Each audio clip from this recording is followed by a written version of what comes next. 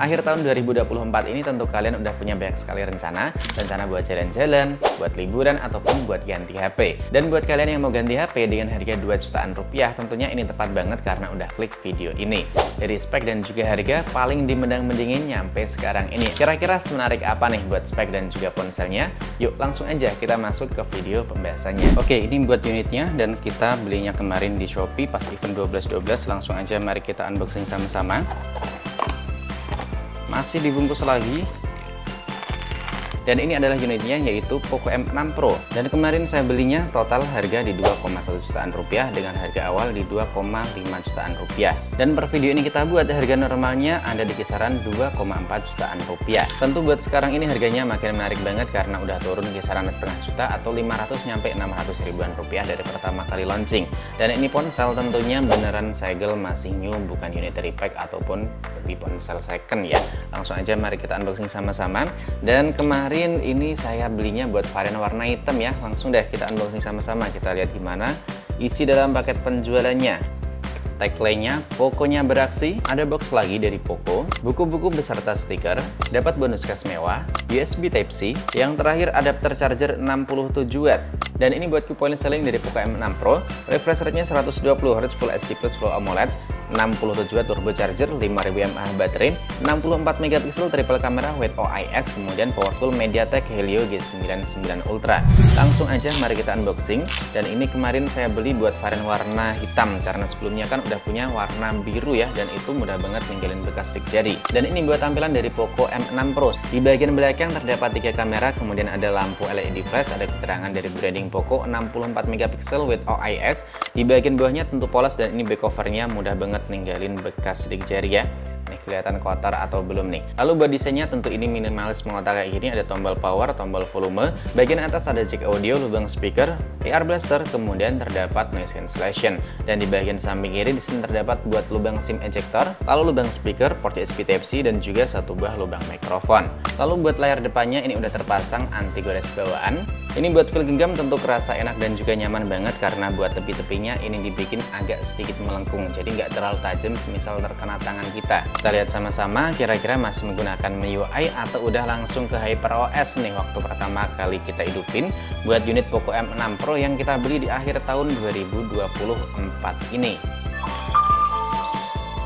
Ternyata masih menggunakan MIUI dan unitnya udah hidup. Mari langsung aja kita lihat sama-sama buat penyimpanan dan juga buat patch keamanannya.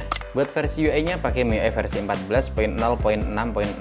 Patch keamanan ada di 2024 bulan 6 tanggal 1. Dan ini belum kita koneksiin ke jaringan internet, bisa kalian perhatiin ya. Buat berkas sistem dan juga sistemnya ini total ada di kisaran 23 gigaan. Sekarang mari kita hitung buat bloatware-nya. 1, 2, 3, 4, 5, 6, 7, 8, 9, 10, 11, 12, 13, 14, 15, 16, 17, 18, 19, 20. Jadi total bloatware-nya ada kisaran 20 dan ini tentunya bisa langsung kalian uninstall. Dan yang bikin saya tertarik buat beli lagi Poco M6 Pro di akhir tahun 2024 tentu yang pertama buat segi harganya karena udah turun nyampe 500 ribuan rupiah. Selain itu buat layarnya yang udah adem banget. Punya layar Full AMOLED, resolusinya Full HD+, kerapatannya tinggi nyampe 393 pixel, refresh-nya juga tinggi banget nyampe 120Hz, udah support dengan Dolby Vision. Dan tentunya buat kita pakai scroll-scroll ataupun buat nonton konten di YouTube ini tentu udah adem banget di mata. Buat warna hitamnya ini kelihatan pekat banget, warnanya juga adem di mata dan gambarnya tentu udah tajam banget. Dipakai nonton konten di YouTube ini maksimal resolusi di 1440p 60fps. Lalu buat teman multimedia juga tentunya udah oke banget. Selain layarnya yang udah mulus dan juga tajam buat gambar yang dimiliki, dual speaker yang dimiliki dari Poco M6 Pro menurutku emang oke banget buat ponsel di harga 2 jutaan rupiah. Alasan selanjutnya tentu buat haptic feedbacknya ini kerasa enak banget, nggak kayak ponsel 2 jutaan lainnya. Apalagi buat kalian yang punya banyak akun tentunya ini udah oke banget karena bisa kita cloning berbagai aplikasi yang udah kita install di unit dari Poco M6 Pro. Buat pengoperasiannya kalau kita beli di akhir tahun 2024 ataupun awal tahun 2025 nanti tentu masih menggunakan UI bawaan yaitu MIUI versi 14.0.6. Tapi tenang aja karena terakhir saya bahas unit dari Poco M6 Pro ini udah pakai HyperOS. Dan nanti di unit Poco M6 Pro yang baru aja kita beli ini bakalan kita update ke HyperOS dan bakalan kita bahas lagi buat berbagai update sistem yang dimiliki di Poco M6 M6 Pro. Alasan selanjutnya yang bikin saya tertarik buat beli lagi Poco M6 Pro di akhir tahun 2024 tentu buat setup kameranya. Bukan setup atau tatanan kamera, tapi buat fungsi yang dimilikinya. Selain punya kamera utama sebesar 64 MP plus OIS, ada juga buat kamera ultrawide. Karena dengan harga 2 jutaan kecil, kamera ultrawide atau 0,6 ini masih jarang banget buat kita temuin. Meskipun terakhir kita bahas di Poco M6 Pro itu ada bug di perekaman 60 fps dalam kondisi low light. Hasilnya itu jadi putih abu-abu.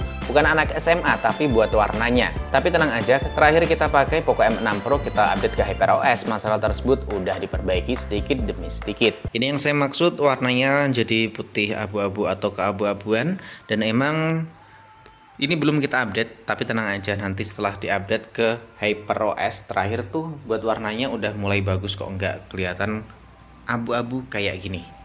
Dan kalau kita rekamnya 1080 60 fps di luar ruangan atau yang cukup banget cahayanya, hasilnya oke.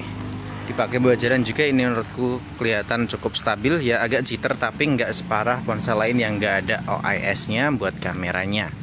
Ini di resolusi 1080 30 fps, tentunya lebih stabil dibanding 1080 60 fps.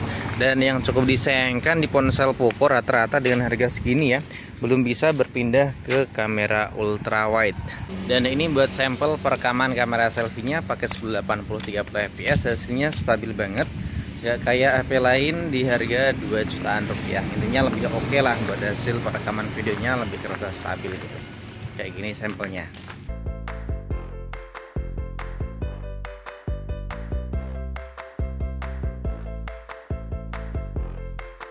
Apalagi di Poco M6 Pro udah ada buat fitur perekaman video pro. Tentunya ini mantep banget buat ponsel di harga 2 jutaan kecil. Cocok banget buat kalian yang baru aja mulai konten, misalnya kayak konten unboxing kayak gini. Ini tentu udah oke banget karena buat ISO-nya nggak bakalan naik turun secara otomatis. Alasan selanjutnya tentu terdapat di bagian performanya. Bisa kalian perhatiin, buat performa yang dimiliki dari Poco M6 Pro dengan chipset dari MediaTek Helio G99 Ultra, ini tentunya oke banget, apalagi punya RAM gede di 8/256GB dan bisa kita tambah dengan slot kartu memori eksternal. Bahkan waktu kita tes pakai aplikasi CPU throttling, bisa kalian perhatiin, ini hijau semua nggak ngalamin penurunan dari performa CPU yang dimilikinya. Bahkan AnTuTu-nya juga gede banget. Dengan harga 2 jutaan kecil, kalian bisa mendapatkan AnTuTu score yang tinggi banget, nyampe 405 ribuan poin. Tentunya dipakai buat main game sekelas PUBG Mobile, Genshin, ataupun Mobile Legends, ini udah sangat playable banget. Dan buat kalian yang tertarik atau penasaran, nanti bakalan kita bahas di video selanjutnya setelah kita update ke patch yang terbaru di Poco M6 Pro ini. Nah, ngomongin soal game tentunya nggak luput dari kapasitas baterai yang gede dan juga konsumsi daya awet. Tenang aja karena Poco punya hal tersebut, karena punya baterai gede di 5000 mAh, kemudian pengisiannya juga udah ngebut banget nyampe 67 Watt. Tentunya bisa kita pakai dalam waktu keseharian penuh, buat pengisiannya juga nggak perlu nunggu lama. Hal selanjutnya yang bikin saya beli Poco M6 Pro di akhir tahun 2024 tentunya buat fitur-fitur yang dimilikinya. Kayak jaminan update sistem, PKI Blaster, NFC, Dolby Atmos, bisa 10 multi-touch. Buat touch sampling rate-nya ini tentu tinggi banget, nyampe 250 Hz. Dan yang terakhir buat sensor-sensor yang dimiliki komplit semua, kayak gyroscope tentu udah pakai hardware. Kemudian accelerometer dan juga lain-lainnya tersedia di Poco M6 Pro. Jadi buat kalian para driver ojek online, ini tentu dipakai buat penunjuk jalan udah oke banget, gak bakalan keliru atau kesasar ke rumah sebelah. Jadi kesimpulannya, Poco M6 Pro ini masih oke banget kita masukin list di HP 2 jutaan terbaik jika kita beli di akhir tahun ataupun awal tahun 2025 nanti, dengan berbagai spek, fitur, dan juga performa yang dimiliki dari Poco M6 Pro. Dan buat kalian kira-kira mau request apa nih di pembahasan selanjutnya pada unit Poco M6 Pro yang saya punya, buat bahas update yang terbaru, gaming test, atau yang lainnya, atau video komparasi lagi dengan Infinix Note 40, karena itu kan lawan sengit dari Poco M6 Pro. Dan jangan lupa buat kalian yang tertarik dan pengen nyobain, bisa klik di keranjang kuning atau link yang saya sediakan di deskripsi pada video ini. Sampai di sini dulu, sampai jumpa lagi di video selanjutnya.